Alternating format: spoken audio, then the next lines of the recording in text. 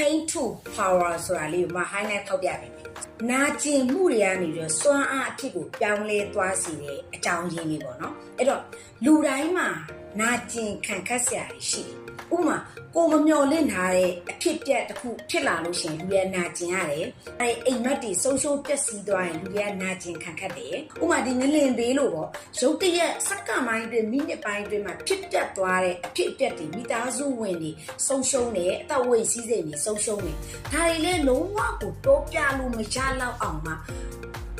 နာကျင်ခံခတ်တဲ့ခံစားမှုတွေပဲ။ဆိုတော့အဲ့ဒီနာကျင်မှု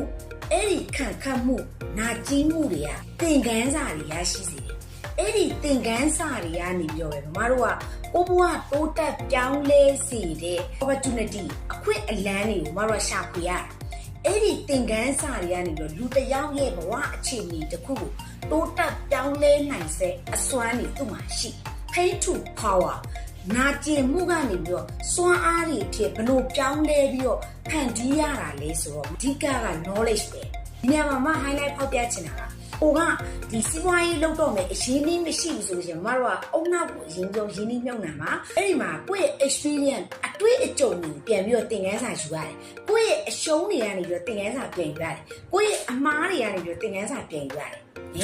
အဲ့ဒီကနေပြီးတော့မှမတို့ကစီးပွားရေးနဲ့ပတ်သက်တဲ့ opportunity တွေမတို့ရလာမယ်။ညာလေးမှာနီးပေးလမ်းညွှန်ချင်တာက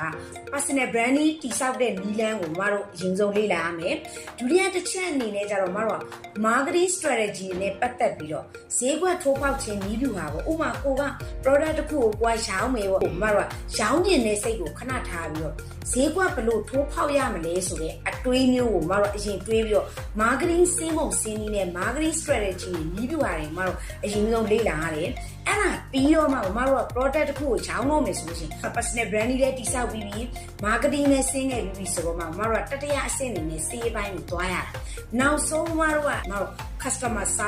customer service ဆိုတာကတည်းက marketing ဆင်းနေတဲ့အချိန်မှာဥပမာဒီ product လေးကိုဝယ်သုံးပြီးလို့ရှိရင်အထူး discount နေတဲ့ဘလို့ plan လေးတွေရှိတယ်ပေါ့။ customer ကို greet ကဝတ်ပြုတ်ထားတဲ့အတိုင်းမတို့ကလုပ်ပေးရတာကိုမတို့ customer service လို့ခေါ်တယ်။အကောင်းဆုံးဝန်ဆောင်မှုပေါ့နော်။အဲ့ဒီအချက်လက်အဲ့ဒီပညာရက်တွေကိုတည်ချာလေးထိမိလေးသွားပြီးတော့လေ့လာဖို့လိုအပ်ပါတယ်။ဒီစီးပွားရေးလမ်းညွှန်ချက်တွေစီဖရီယာနဲ့အသက်မွေးဝမ်းကြောင်းနဲ့ပတ်သက်တဲ့ဒီဝင်ငွေလမ်းကြောင်းဖောက်နည်းတွေကနေတစ်ဆင့်မှာမတို့ရဲ့ဘဝကိုမြင့်တက်စေတယ်တိုးတက်ပြောင်းလဲစေတယ်ဆိုတာအဲ့ဒီပညာရက်တွေလေ့လာခြင်းပဲဆိုတော့သင်ခန်းစာတွေကနေပြီးပညာရက်ကိုမတို့ယူတတ်ရတယ်အဲ့ဒါမှမတို့ဘက်က pay to